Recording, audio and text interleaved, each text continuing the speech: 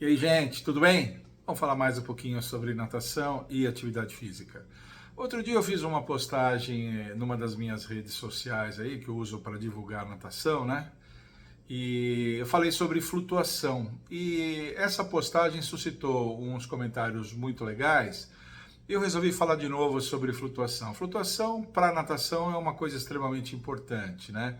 Eu sempre falei isso. E eu já falei da flutuação de maneira mais fragmentada e mais dividida em outros vídeos. Hoje eu vou tentar dar uma juntada em tudo isso para deixar claro alguns conceitos em relação à flutuação.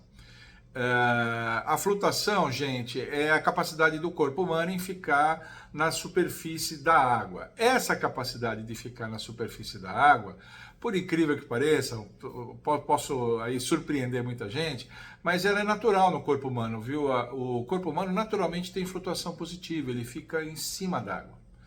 Só que tem um problema, nós, seres humanos, somos como os icebergs. O que fica para fora d'água é muito pouquinho, e o que fica dentro d'água é a maior parte. Então, dependendo da posição em que você está, por exemplo, na flutuação vertical, você está de pé na água, o que vai ficar para fora d'água é só a parte de cima da cabeça. Todo o rosto e todo o corpo vai ficar dentro d'água. Está na superfície, mas essa parte está toda dentro d'água, né? E as vias respiratórias ficam na água.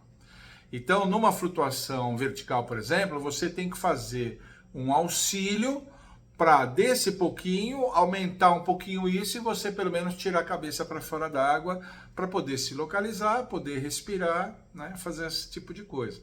Então a flutuação positiva que a água, que o corpo humano tem, ela é insuficiente. E essa flutuação positiva, eu expliquei já em vídeos assim, ela vem em função do nosso tecido adiposo. O nosso tecido adiposo é menos denso que a água, né? Então a gente tende a flutuar, principalmente as mulheres, que tem um tecido adiposo mais largo que o homem, por determinação hormonal, pelos seios, que tem muito tecido adiposo, essa coisa toda. A mulherada boia que nem uma rolha, eu costumo dizer, né? E são boas alunas de natação por causa disso. Os homens são mais difíceis, são mais complicados nisso. Mas a gente flutua, tem flutuação positiva na água por conta do tecido adiposo e por conta do ar dos pulmões. Nós temos dentro dos nossos pulmões o volume de ar residual. Se você soprar todo o ar, todo o ar, ainda tem 1 litro de ar dentro dos seus pulmões. E não é só 1 litro, tem 1,5 litro de um ar que chama ar residual, que é aquele ar que só entra quando você nasce e só sai quando você morre.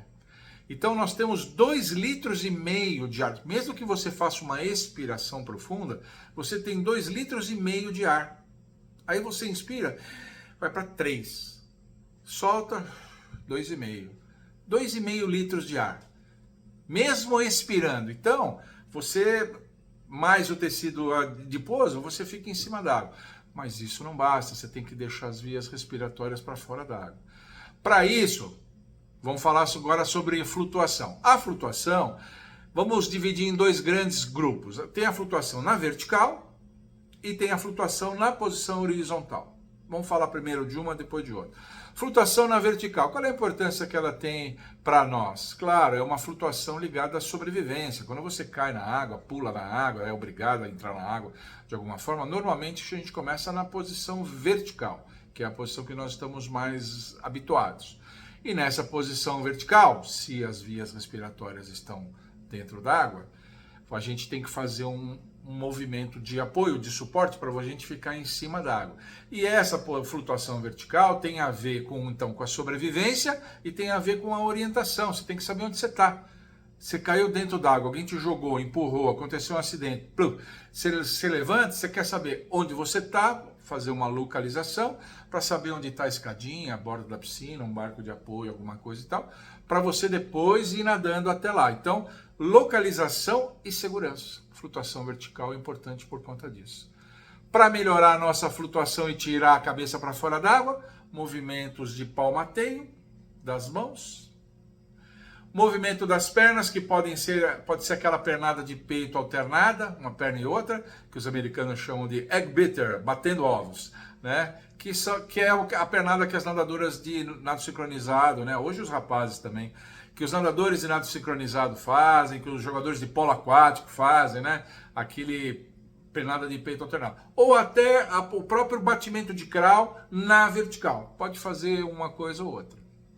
Então, esses movimentos de braço e perna vão, junto com a flutuação natural, com a flutuabilidade natural do corpo humano, deixar você não só na superfície, mas com a cabeça para fora da água, para você poder sobreviver, né? Não se assustar, não inalar a água, se apavorar, aquela coisa toda, que é o princípio de muitos casos de afogamento, para você fazer esse tipo de coisa e saber se deslocar. Não, eu tenho que ir para lá, é ali que tá, é ali que eu quero ir, aí você vai fazer lá. Então, quando você, professor, estiver planejando atividades de flutuação, aluno, que o professor for falar que vamos trabalhar um pouquinho de flutuação, é por isso que precisa, é extremamente necessário. Agora, para quem quer fazer natação, a flutuação mais interessante não é a vertical, é a horizontal.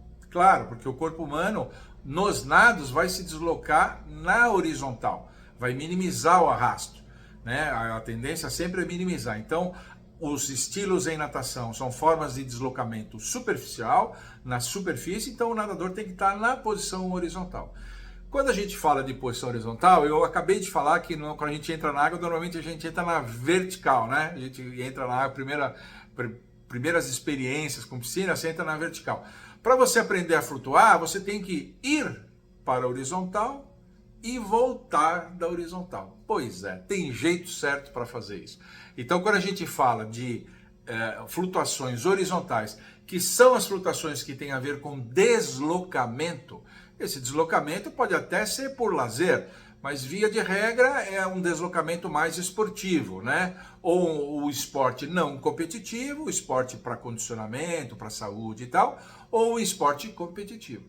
Seja como for, a gente tem que ir para a posição horizontal. Tem que saber o jeito certo de ir, colocar o rosto na água, ir devagarzinho, saber ficar equilibrado na água, os movimentos de perna para fazer o trabalho de equilíbrio, e aí entra o trabalho de braço para fazer a propulsão.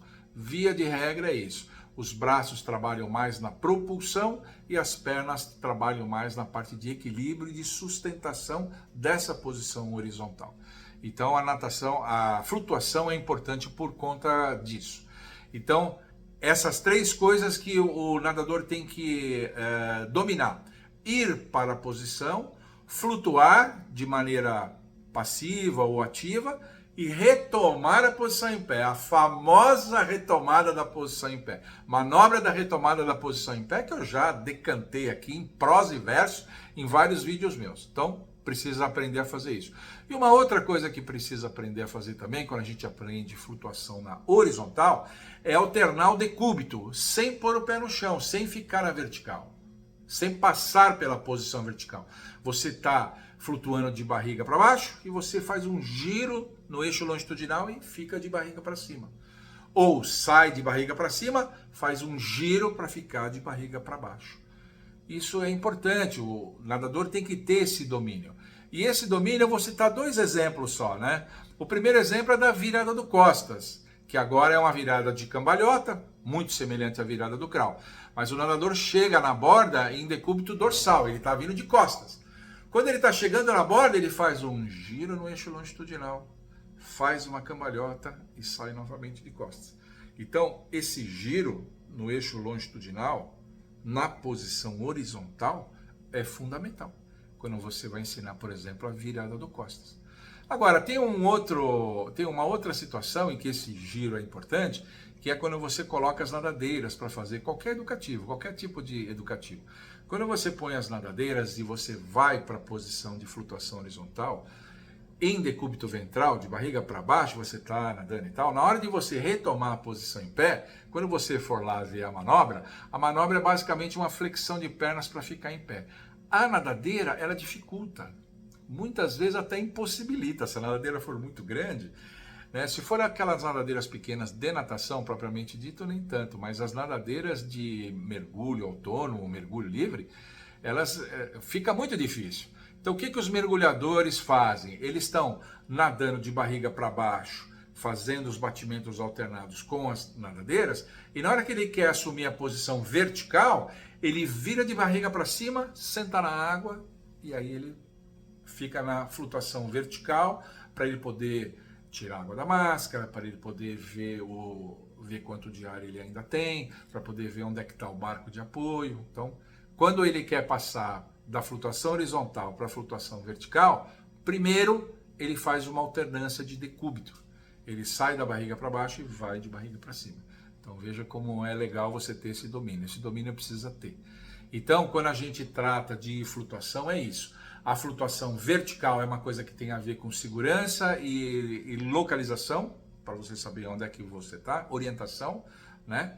E você precisa aprender a fazer um complemento de sustentação para poder ficar com o rosto para fora d'água.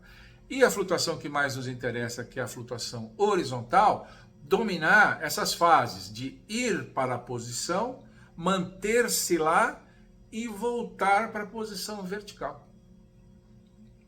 E também, numa segunda fase, ir para a posição horizontal, alternar o decúbito e voltar à posição vertical. Começar de barriga para baixo, virar e ficar de pé de novo. Ou começar de barriga para cima, virar de barriga para baixo, fazer a manobra e retomar a posição. Então, toda essa dinâmica, o nadador precisa dominar. Agora, é claro que a gente não fica só nisso, em exercícios de flutuação. Quando a flutuação está apenas razoavelmente dominada, o professor já também começa algumas atividades de propulsão. Já começa a trabalhar um pouquinho do braço, já começa a trabalhar o batimento de perna, porque o batimento de perna tem uma função sustentadora e equilibradora, não é só propulsão, né? E já começamos a trabalhar um pouquinho de propulsão de braço, aqueles primeiros conceitos, né? Pegar água na frente, puxar para trás, ação e reação, você puxa água para trás, vai para frente, aquela coisa toda. A gente já vai trabalhando meio que em paralelo. Então, quando o desenvolvimento da flutuação está a meio caminho andado, a gente já começa a trabalhar outras coisas. Mas se você for olhar apenas para a flutuação, o que precisa ser tratado, abordado e dominado é isso que eu disse aqui agora.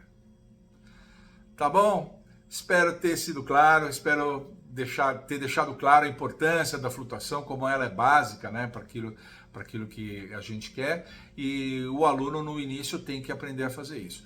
Alunos adultos que têm um pouco de medo, são muito tensos, têm mais dificuldade, principalmente os homens, têm menos tecido adiposo, muito tecido muscular. Tecido muscular é mais denso que a água. Tecido muscular é um problema, né? Os marombeiros, eu já dei aula para marombeiro é difícil você ensinar a nadar.